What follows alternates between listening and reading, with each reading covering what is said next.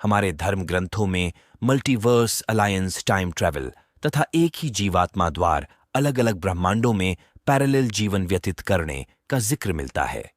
आज हम इसी विषय पर अपने धर्म ग्रंथों को एक्सप्लोर करेंगे। इसके लिए वीडियो को अंत तक जरूर देखें। कहा जाता है कि आदि कवि वाल्मीकि ने रामायण के रचना के पश्चात महारामायण यानी योग वशिष्ठ की रचना की थी, जहां रामायण में मर्यादा पुरुषोत्तम राम के जीवन के माध्यम से कर्मशील एवं आदर्श जीवन जीने की शिक्षा दी गई है, तो वही योग वशिष्ठ में गुरु शिष्य संवाद के माध्यम से परम सत्य को बताने की कोशिश की गई है। इसी योग वशिष्ठ में मल्टीवर्स, अलायंस, टाइम ट्रैवल की बात कही गई है।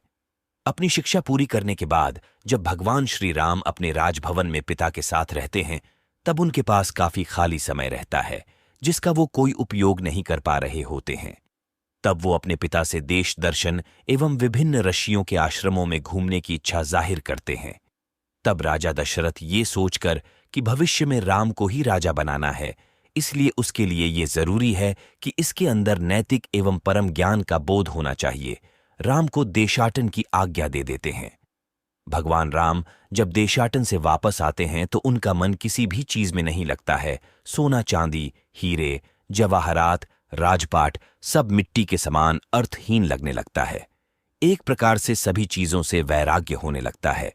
उसी समय ऋषि विश्वामित्र अयोध्या आते हैं तथा राम को अपने साथ ले जाने की इच्छा जाहिर करते हैं। तब राजा दशरथ ये सोचकर संकोच में आ जाते हैं कि राम तो अभी बालक है तथा अभी भी उन भयंकर राक्षसों का सामना करने में सक्षम नहीं है। राजा दशरथ को उसी समय सेवकों से पता चलता है कि राम जब से देशाटन से आए हैं कामजोर भी हो गए हैं तथा उनका मन अब किसी चीज में नहीं लगता एवं हमेशा उदास रहते हैं।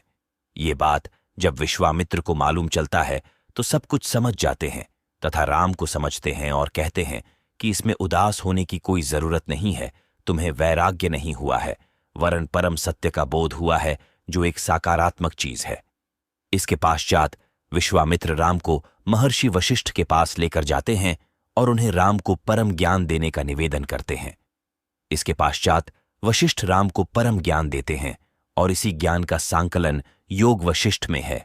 इसी ज्ञान देने के क्रम में महर्षि वशिष्ठ राम को रानी लीला और राजा पदम की कहानी सुनाते हैं, जिसमें रानी लीला राजा पदम से बेहद प्यार करती है तथा वो चाहती है कि उसके पति कभी ना मरे तथा अमर हो जाए।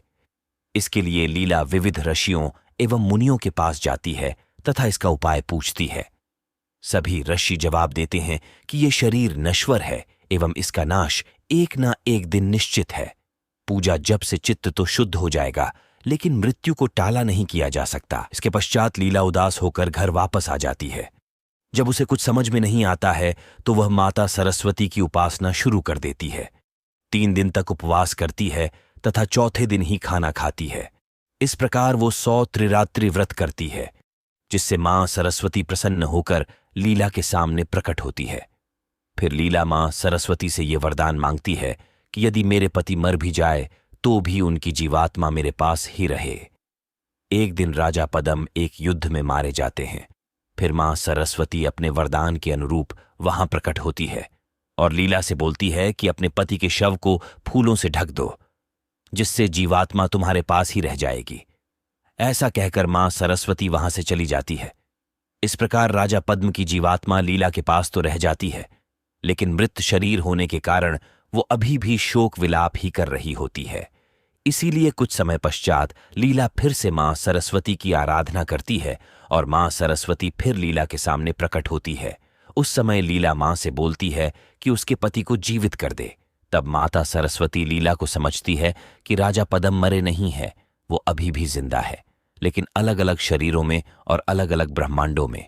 वो लीला को समझती है कि जीवन मृत्यु सब मिथ्या है, वास्तव में यह जीवात्मा का स्वप्न मात्र है और यह जीवात्मा अलग अलग शरीरों में, अलग अलग ब्रह्मांडों में अलग अलग स्वप्न देख रहा है तथा अलग अलग जीवन जी रहा है एवं उसको महसूस कर रहा है।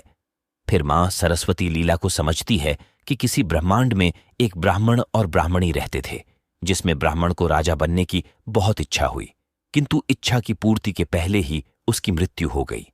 और जब उसकी जीवात्मा बाहर आई तो चूंकि उसके मन में था कि उसको राजा बनना है, तो इस जीवात्मा ने जो नया स्वप्न देखा उसमें अपने आप को राजा के रूप में देखा और ये वही राजा पद्म है। अब जब राजा पद्म की मृत्यु हो गई है और उनकी जीवात्मा यहां तुम्हारे पास बैठी है, वह एक नया स्वप्न देख रही है और इस स्वप्न में वो एक नए राजा विदुरण बनकर दूसरे ब्रह्मांड में भाषित हो रहे हैं। ये एक ही जीव के अनंत स्वप्न हैं जो अनंत ब्रह्मांड में एक साथ घट रहे हैं। फिर मां सरस्वती लीला को अलग अलग ब्रह्मांडों में विचरण कराती हैं, जहां लीला अपने आप को तथा अपने पति पद्म को अलग अलग रूपों में अलग अलग जीवन व्यतीत करते हुए अलग अलग ब्रह्मांडों में देखती है और लीला देखती है कि जो अलग अलग ब्रह्मांड है वो अलग अलग ब्रह्मा जी द्वारा नियंत्रित हो रहे हैं। दोस्तों, इस प्रकार इस कहानी में मल्टीवर्स, एलियंस, टाइम ट्रेवल तथा मल्टी लाइफ की घटना देखने को मिलती है। अगर ये कहानी अच्छी लगी हो तो वीडियो को लाइक तथा चैनल को सब्सक्राइब करें।